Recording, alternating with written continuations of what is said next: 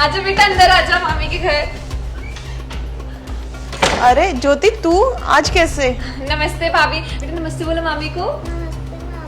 नमस्ते बेटा। वो क्या है ना भाभी, अनायरा की ना स्कूल की छुट्टियां पड़ गई, तो ये कह रही थी ना मामा मामी के घर चलते हैं, काफी मिलने का मन कर रहा था इसका, और मेरा भी ना भैया से मिलने का बहुत मन कर रहा था। अच्छा, पर तेरे भैया तो घर पे है ही नहीं। अच्छा, ऑफिस गए होंगे ना भैया, शाम तक तो आ ही जाएंगे ना। हाँ ठीक है, जब तक ना मैं आपसे बात कर लूंगी, आपसे भी तो ढेर सारी बात करनी है। और वैसे भी अनायरा कह रही थी मामी के हाथ का खाना नहीं खाया काफी दिन से, उसका भी मन लगा रहेगा यहाँ पे आपके साथ। अच्छा चलो आओ बैठो। हाँ चलो बेटा। काफी दिन के लिए, मैं ये कह रही थी कितने दिन के लिए आए हो तुम रहने? भाभी वैसे तो अनायरा की 3 हफ्ते की छुट्टी पड़ी है, लेकिन मैं 3-4 दिन के लिए आई हूँ। सोचा भैया के साथ और आपके साथ थोड़ा टाइम स्पेंड कर लूँ, है ना। वैसे भी मौका कहाँ मिलता है भाई भाभी के साथ टाइम स्पेंड करने का, वो तो बच्चों की छुट्टियां पड़ जाती है, तो यही बहाना मिल जाता है हम लोगों को। चलो मैं ना तुम्हारे लिए चाय बना के लेके आती हूँ और अनायरा के लिए जूस भी ले आती हूँ। ठीक है बेटा, एक काम कर, तू ये बैग ना बड़े वाले कमरे में रख दियो, जहाँ पे हम लोग हमेशा रखते हैं। एक्चुअली ना वो हमने ना उस रूम को ना कंप्यूटर रूम बना लिया है, तो वहाँ तो बैग नहीं रख सकते अब। अच्छा ठीक है, कोई बात नहीं भाभी, बैग यहीं रख देती हूँ। वैसे भी बैग का क्या है, कहीं पर भी पड़ा रहेगा, है ना। ठीक है, मैं तुम्हारे लिए चाय लाती हूँ। तो कोई काम धाम नहीं है, आ गई है मुँह उठा के। अब इसके लिए मैं चाय बनाऊँ, चाय बनाओ, रोटी बनाओ, और कोई काम नहीं रह गया है मुझे। दिमाग खराब करके रख दिया है। फिर तो मम्मी को फोन करती हूँ। हेलो, हाँ मम्मा। अरे कहाँ मेरी किस्मत आराम करने वाली, आ गई है ना मेरी नंद। काम करती हूँ, भाभी को बोल देती हूँ नायरा के लिए दूध गर्म कर दे, इसका दूध पीने का टाइम हो रहा है। बेटा जरा उठना, मामी को बोलकर आती हूँ दूध के लिए। और क्या, और कोई काम ही नहीं है, छुट्टियां आई मुंह उठा के चल पड़े भाई भाभी के घर। अरे क्या बताऊं मम्मी, माँ बाप मर गए इनके, लेकिन इनका मायका खत्म नहीं हुआ। और क्या, सर पे नाच रही है मेरे। कहाँ मम्मा, एक तो इतना खर्चा होता है इसके आने पे, सारे त्योहार दो। सच में मम्मा, सुख ही नहीं है हमारी किस्मत में। तो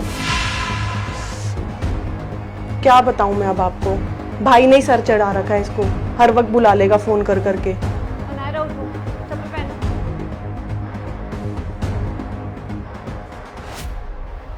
चलो मैं आपसे अब बाद में बात करूंगी, बना दूं मैं इनके लिए चाय और खाना। ठीक है। मम्मा हम ऊपर से नीचे क्यों आ गए?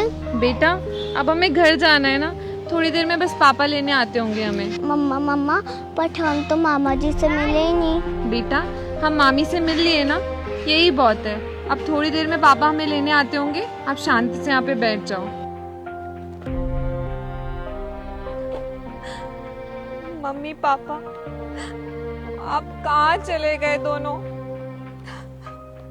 आपकी बहुत याद आती है। मैं कितनी खुशी खुशी आती थी आप दोनों से मिलने। यही भाभी थी जो मुझे इतना लाड करती थी, इतना प्यार करती थी, मेरे लिए मनपसंद खाना बनाती थी।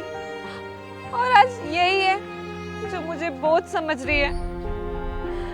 मैं कितनी खुशी खुशी आई थी मायके, सोचा था भैया भाभी से मिलूंगी, उनसे मिलने के बाद आप दोनों की कमी कभी भी महसूस नहीं होगी। मेरे ससुराल वालों को बोलकर आई थी मैं कि मायके जा रही हूँ, कितनी खुश थी मैं उस टाइम। लेकिन उनको जब पता चलेगा कि मेरे मायके में मेरे साथ मेरी भाभी इस तरीके का सलूक करती है, क्या सोचेंगे वो लोग। वो लोग कह रहे थे कि मायका ना सिर्फ माँ बाप से होता है, भाई भाभी से नहीं। लेकिन मैं उनकी बातों को मानने के लिए तैयार ही नहीं थी। मम्मी पापा आप क्यों चले गए मुझे छोड़कर? आपको नहीं जाना चाहिए था। मुझे बहुत याद आती है आपकी। मैंने तो कभी कुछ मांगा ही नहीं, कभी किसी चीज की फरमाइश नहीं करी। आप लोगों ने हमेशा मेरी ख्वाहिशें पूरी करी, मुझे हमेशा इतना लाड करा। मैं आपको बहुत मिस कर रही हूँ, बहुत ज्यादा मिस कर रही हूँ। किस मुंह से मैं अपने ससुराल वापस जाऊं? क्या बोलूंगी उनको? क्यों आ गई मैं इतनी जल्दी?